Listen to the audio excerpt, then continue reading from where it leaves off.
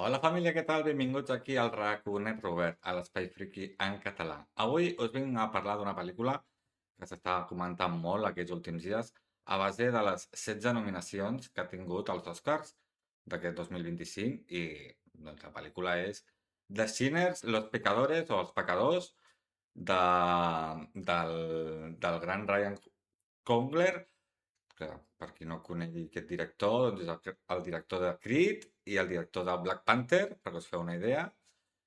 I, i què m'ha semblat aquesta pel·lícula perquè, clar, com us estic dient, és una pel·lícula que ha tingut 16 nominacions, ha estat a tots els premis de totes les gales d'aquest any, i llavors, doncs, a mi m'ha m'ha- m'ha deixat la curiositat, no? M'ha m'ha vingut la curiositat de veure si és tan bona com, com la crítica i l'acadèmia diu que és. Llavors, jo ja l'he vist i us vinc a valorar una miqueta la pel·lícula, us faré spoilers, ja t'aviso, ara al principi no, però al final, una miqueta del vídeo, a mig vídeo, doncs comentarem el que m'ha semblat i anirem a dins de tot de l'os i sí, sí, explicarem què passa a la pel·lícula, ¿vale? Només aviso. I això, i família, doncs, és això, hi ha pel·lícules doncs, que no tenen molt de nom i per sort guanyem molts de premis merescudíssims i pel·lícules doncs, que venen marcades amb 16 nominacions, no saps per què, que ja últimament, tot s'ha de dir, últimament als Oscars està passant molt això de pel·lícules doncs, que no tenen per què, però acumulen moltes nominacions i després doncs, o no arrasen o es queden a res, però no sé, crida bastant l'atenció que últimament hi ha moltes pel·lícules que així, sense res, tenen moltes nominacions i després les compares amb altres i potser surten perdent. Bueno, doncs això, avui toca parlar d'aquesta de Sinners, de Pecadores, la nova pel·lícula, doncs això, dirigida pel director de The Creed i de Black Panther, protagonitzada per Michael B. Jordan, perdó, Michael B. Jordan, que en aquesta pel·lícula, doncs, la veritat és que és una de les coses molt positives d'aquesta pel·lícula, que fa aquest doble paper, que ara entrarem més al detall, que fa aquests dos personatges alhora, d'aquests dos bessons, el Smoke i el Stack, que la veritat és que és una de les coses molt positives d'aquesta pel·lícula. Llavors, clar, sumem el director de Creed, no sé si ell també va fer l'actor de Creed, però bueno, Michael B. Jordan, un dels noms més consagrats de l'actual cine, amb aquest director, i a sobre si li fiquem una banda sonora amb Ludwig Göransson, doncs que és un dels músics més actuals del cinema, o del cinema actual, millor dit, doncs ja té ingredient de ser una gran pel·lícula i doncs amb això doncs, ja més o menys ja comença una miqueta aquesta pel·lícula. De què va aquesta pel·lícula? Doncs la veritat és que aquesta pel·lícula comença o sigui, comença espera, al 32, 1932, allà pues, al delta del Mississippi, amb moltes perdoneu, amb molta segregació racial, amb una Amèrica marcada molt pel racisme, estem a una això de cotó, a una plantació de cotó, allà mig, entengueu, hi ha molta tensió social, doncs, a cada pla que es respira. I llavors, doncs, en aquest context apareixen doncs, dos bessons, l'Smoke i l'Stack.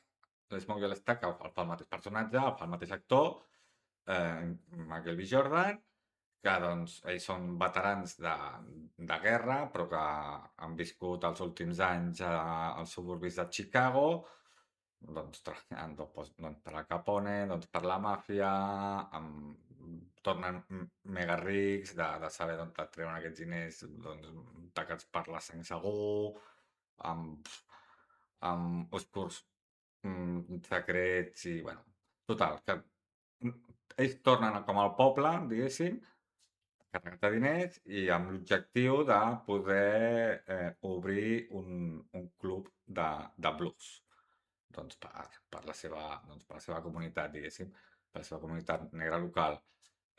I allà doncs, fer doncs, negoci, diguéssim, amb la comunitat. Doncs, a base d'aquest club de blues, doncs faran un casino, faran un bar, faran doncs, això, competició de blues també, i això. I aquesta és la premissa de la pel·lícula de la primera hora i mitja d'acabar la pel·li. I sí, hi ha un moment que inauguren el local, ja, sí, aquí ja va una mica amb spoilers, ja després de la primera hora, de les problemes que tenen per obrir el local, de tot els moviments que han de fer, parlen amb gent del seu passat, doncs amb exdones, en passats doncs tornen a veure doncs el cadàver, no el cadàver, sinó al cementiri on està enterrat el fill, l'Smoke, me sembla, a l'altre doncs torna a, amor passat, bueno, doncs, com que tornen al poble, doncs tot això apareix. I com van creant doncs, aquest club de nit per anar a ballar i per anar a tocar música, sobretot doncs això, el blues. I clar, hi ha un moment que s'inaugura el local, que és per mi és el millor de la pel·lícula tècnicament, l'ambient, la música, els actors, tota la coreografia actoral que hi ha allà i com mouen la càmera tècnicament, per mi és el millor de la pel·lícula. És espectacular aquell moment, on, bueno, un moment on toca la guitarra, sí, perquè després els dos, els dos bessons, doncs, eh, agafen o involucren a un cosí seu menor, vale? Que es diu... ai, com és ell? Ai, ai, a veure, ho miro un moment, ho miro. No, en Sami, això, en Sami. Agafen el cosí d'en Sami, que tio, és un prodigi amb la guitarra, cantar blues, vamos, per despertar els pecadors, d'aquí el nom de la pel·lícula, per despertar els pecadors, perquè es toca tan bé, que va aquell límit, on està bueno, aquell límit oníric que no saps si estàs entre el bé i el mal, i com que no ho saps, doncs venen pecadors o depredadors en aquest món, i d'aquí doncs, parteix la pel·lícula. I a partir d'aquí, per mi la pel·lícula és un 9, 10, però ja després quan efectivament toca el Sami i ja com que crida a les forces malignes que hi han per allà, doncs ja apareixen els vampirs. Aquí ja és això, spoiler total, apareixen els vampirs que fan una mica com Abierto hasta el amanecer, diguéssim. Allò comença a ser una matança, els vampirs comencen a mossegar a la gent de la festa, la gent de la festa doncs, acaba posseïda pels vampirs i és com un survival matança que a mi personalment, a mi m'ha canviat molt el ritme, m'ha canviat molt la pel·lícula, se m'ha vingut avall. Aquesta última mitja hora no l'he disfrutat gens.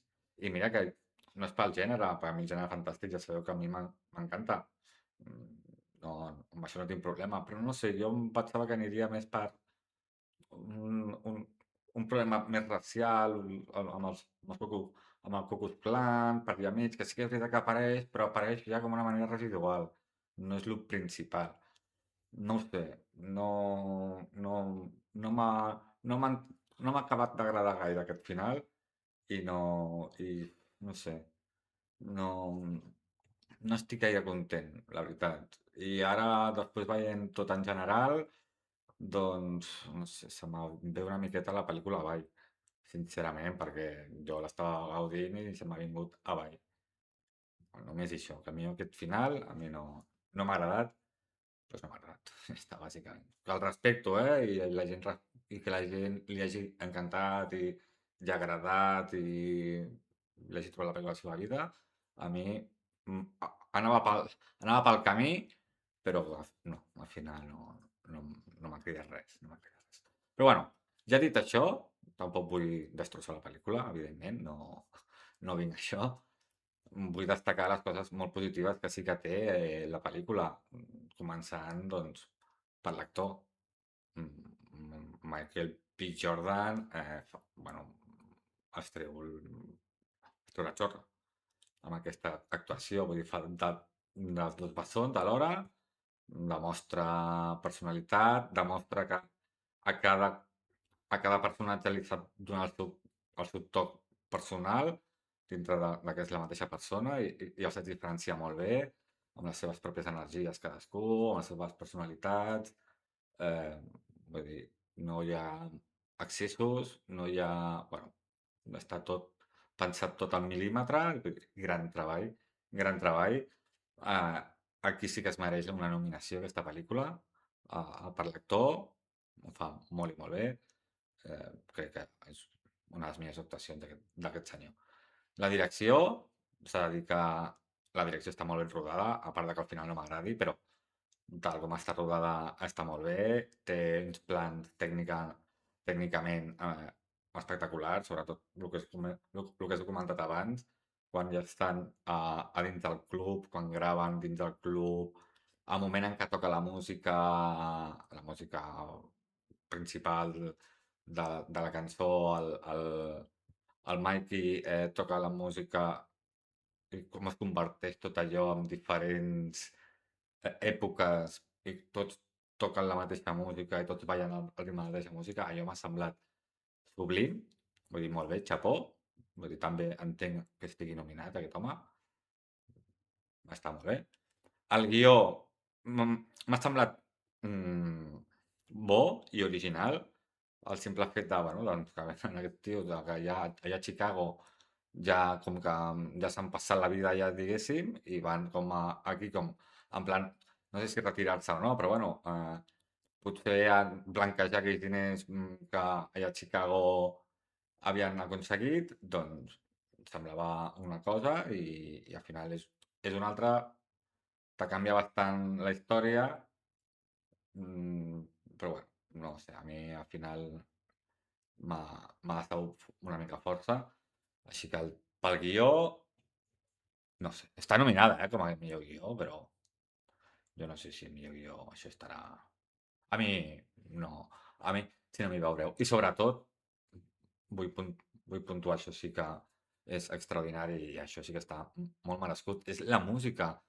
Ludwig Göransson, bueno, vull dir, és exquisita, hi ha moments que la música forma part del personatge, del que està succeint en aquell moment a la pantalla, ho trobo, bueno, un encert, sobre el blues està superben cantat, tocat i representat. Vull dir, per mi és un, bueno, és una obra mestra. Jo si puc, a veure si me puc aconseguir una música d'aquestes de blues i xulíssim. Si us encanta el blues, Sinners és una joia. Això apunto-vos-ho. D'acord? I això, doncs, les coses positives, doncs, són aquestes. I ara, doncs ja està. Ja podem arribar a gran debat. Vosaltres què creieu? Que aquesta pel·lícula mereix 16 nominacions als Oscars o no? Jo, per la meva part, personal, crec que no es mereix 16 nominacions als Oscars. Es mereixen algunes nominacions, com actor, sí, música, banda sonora també, direcció li podem ficar, què més? Producció, també, mm, coses d'aquestes sí que les podem ficar, però hi ha altres que potser no les tinc jo com perquè estigui aquesta pel·lícula nominada o en tingui 16, més que res. Així que és una bona pel·lícula? Sí, sí. Dintre de tot, sí, és una gran pel·lícula.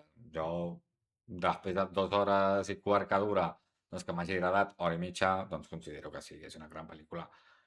Que al final m'hagi estat un bluff, bueno, jo m'està passant últimament en segons quines pel·lícules que la gent les fica molt a tope i després les veig jo i no són tan a tope. També em va passar igual que a Weapons. Vull dir, Weapons em va passar igual. Però bueno, això ja és un altre tema. I això, que sí, que és una gran pel·lícula.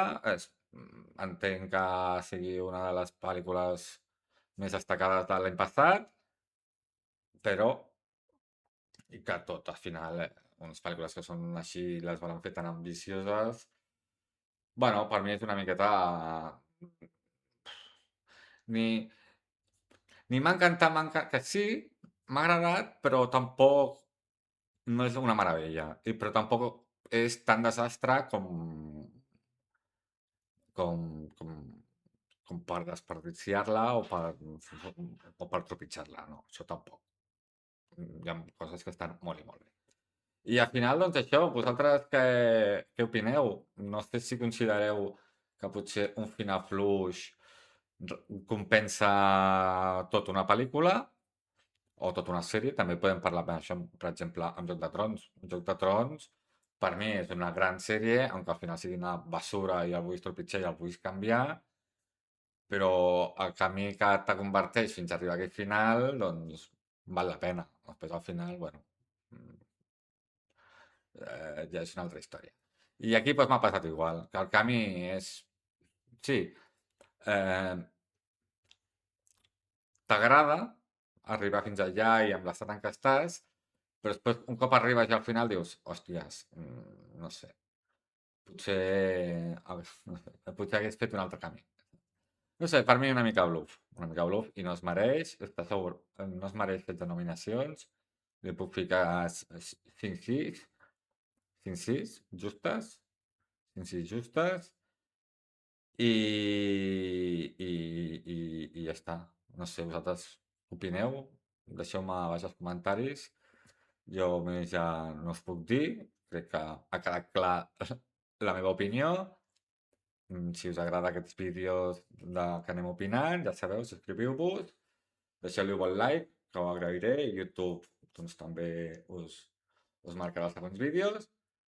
Tinc altres xarxes socials com Instagram i TikTok, seguiu-me per allà i aviat a veure si podem fer un nou directe, que va anar molt bé l'últim, bueno, molt bé, va anar bé, i ens podem veure per allà. Així que res, família, ens veiem al següent vídeo. I recordeu que això és sempre i serà el vostre Raconet Robert. Adéu!